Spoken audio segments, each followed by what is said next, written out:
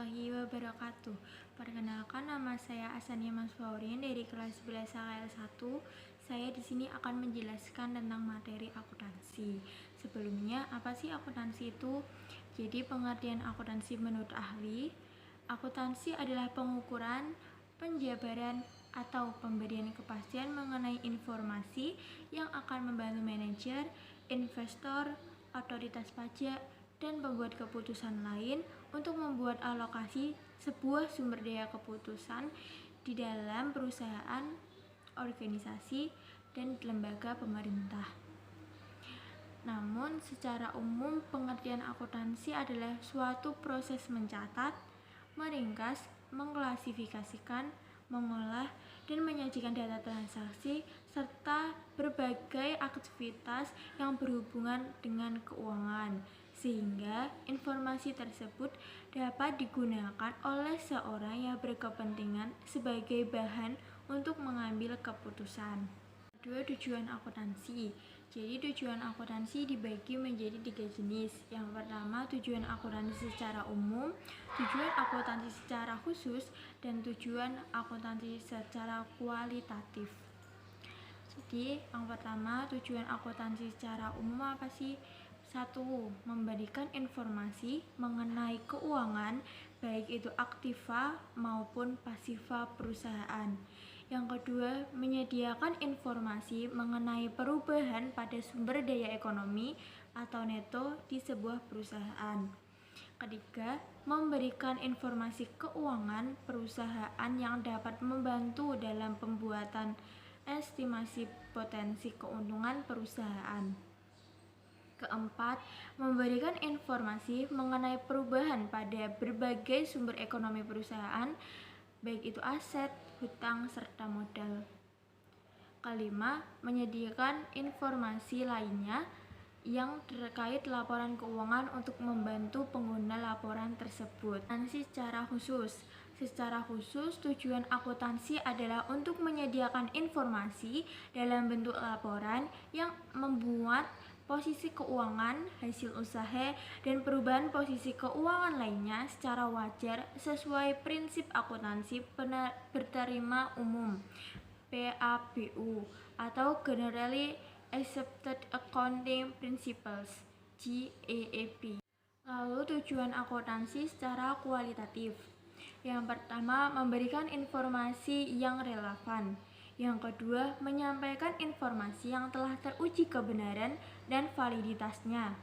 Ketiga, informasi yang disampaikan dapat dimengerti oleh pihak-pihak yang berkepentingan.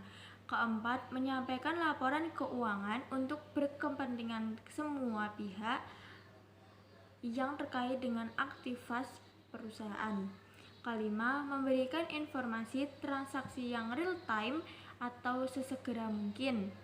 Yang keenam, informasi yang disampaikan sesuai dengan prinsip akuntansi berterima umum atau yang disingkat PABU dan dapat diperbandingkan.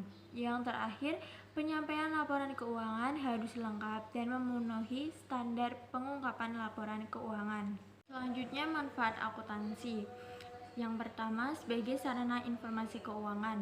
Sebuah proses akuntansi akan memberikan informasi keuangan bagi pihak-pihak yang memerlukannya, baik itu pihak internal maupun eksternal. Informasi keuangan tersebut dapat dijadikan dasar dalam mengambil keputusan manajerial.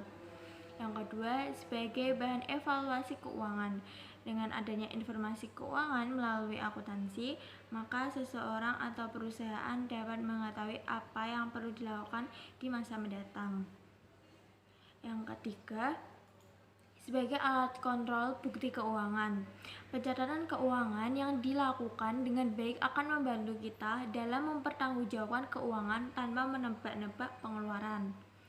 Yang keempat, sebagai alat untuk mengelola keuangan.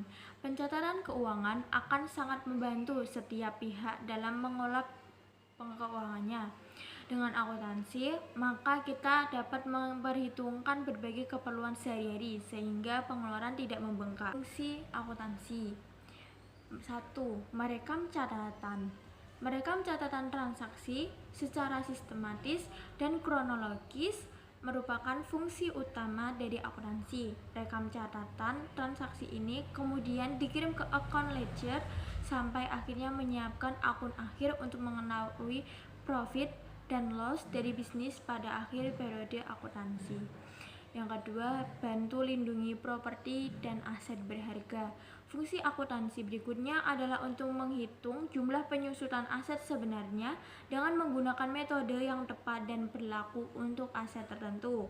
Semua disipasi tidak sah dari aset akan mengakibatkan sebuah bisnis mengalami keberangkutan. Itulah sebabnya sistem akuntansi dirancang untuk melindungi properti dan aset bisnis dari pemakaian yang tidak sah. Yang ketiga, mengomunikasikan hasil. Fungsi akuntansi selanjutnya adalah mengomunikasikan hasil dan transaksi yang dicatat ke semua pihak yang tertarik pada bisnis tertentu. Misalnya investor, kreditor, karyawan, kantor pemerintahan, penelitian, dan instansi lainnya. Konsep dasar akuntansi.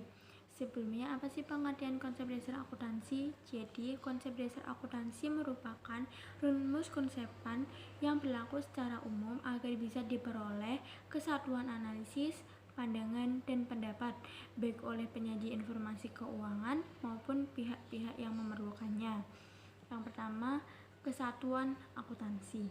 Kesatuan akuntansi berarti data dan informasi yang disajikan dalam laporan keuangan harus jelas, menyebutkan unit atau perusahaan yang dilaporkan.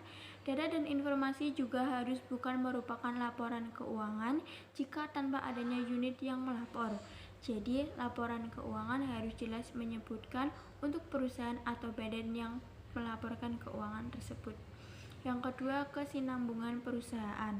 Kesinambungan perusahaan dimaksudkan bahwa akuntansi diperlukan oleh pihak yang berkepentingan karena didasarkan pada asumsi kesinambungan usaha. Bila usaha yang dimaksudkan hanya untuk beberapa hari atau bulan saja, maka informasi akuntansi menjadi sangat tidak berarti. Oleh karena itu, perusahaan harus tetap hidup sepanjang masa sehingga diperlukan informasi untuk memantau kegiatan perusahaan yang dapat menyajikan data dan informasi mengenai posisi keuangan serta hasil usaha yang akan dibagi-bagi ke dalam periode. Yang ketiga, periode akuntansi. Periode akuntansi berkaitan dengan pelaporan informasi keuangan untuk perusahaan yang berkesinambungan dan dibagi ke dalam periode dengan bentuk laporan keuangan. Periode akuntansi berguna agar dapat memantau posisi keuangan dari hasil usaha selama satu periode tertentu dalam masa yang berkesinambungan. Dengan demikian, manajemen dapat menggunakan laporan tersebut sebagai dasar pengambilan keputusan. Pengukuran dalam nilai uang. Informasi akuntansi yang disajikan harus memiliki keseragaman bahasa, yaitu nilai uang. Tanpa adanya keseragaman dengan uang, maka informasi akuntansi yang disajikan tidak dapat dibandingkan satu sama lain, karena satuan unit pengukurannya beda-beda.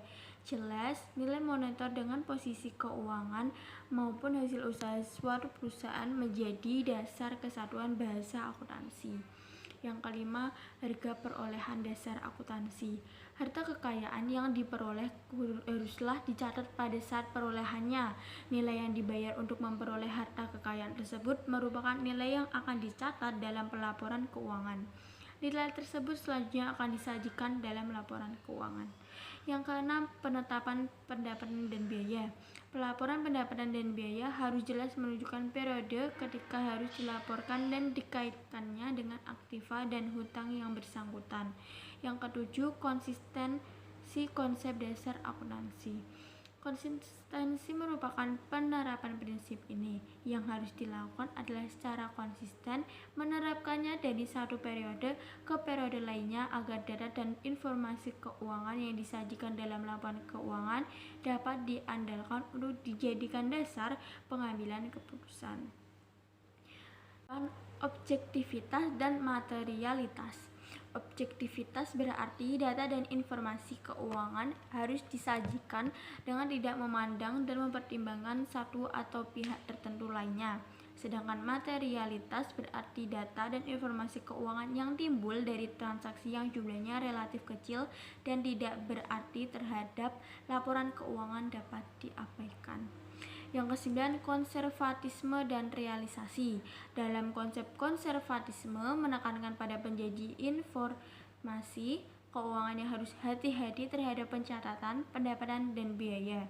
Dampak lain harus menganut paham konservatif adalah terciptanya pencatatan pendapatan secara akrual atau cash basis yang terutama dirasakan penting dalam penerapan akuntansi bank. Yang ke-10, pernyataan terbuka. Informasi yang diketahui sudah terjadi maupun yang potensial akan terjadi sebaiknya disajikan dalam laporan keuangan, baik dalam bentuk catatan kaki ataupun dalam catatan terhadap laporan keuangan. Samaan akuntansi. Yang pertama ada aset. Aset adalah sumber daya ekonomi yang dimiliki perusahaan, dapat diukur dengan uang dan digunakan untuk menjalankan kegiatan usahanya. Aset dapat dikelompokkan menjadi dua, yaitu aset lancar dan aset tetap. Aset lancar adalah kas dan aset lainnya yang dapat disajikan kas atau akan dipakai habis pada tahun BKU berikutnya. Contohnya kas bank, piutang, dan persediaan. Sedangkan aset tetap yaitu aset berwujud yang dimiliki oleh perusahaan yang mempunyai manfaat lebih dari 1 tahun. Contohnya tanah, bangunan, kendaraan bermotor, dan inventaris kantor. Yang selanjutnya adalah hutang. Selanjutnya adalah hutang. Hutang merupakan kewajiban perusahaan yang timbul kepada pihak ketiga yang harus dibayar perusahaan di masa yang akan datang pada saat hutang tersebut jatuh tempo. Selanjutnya ada modal. Modal merupakan penyertaan pemilik dalam berpartisipasi menjalankan kegiatan usaha. Yang terakhir selanjutnya ada pendapatan. Pendapatan adalah Pendapatan adalah segala bentuk penerimaan yang diterima oleh suatu perusahaan baik jasa maupun dari non-jasa. Contohnya pendapatan sewa, pendapatan usaha, dan pendapatan jual beli. Selanjutnya adalah biaya. Biaya adalah segala bentuk pengeluaran yang dikeluarkan oleh suatu perusahaan guna memenuhi operasional perusahaan tersebut.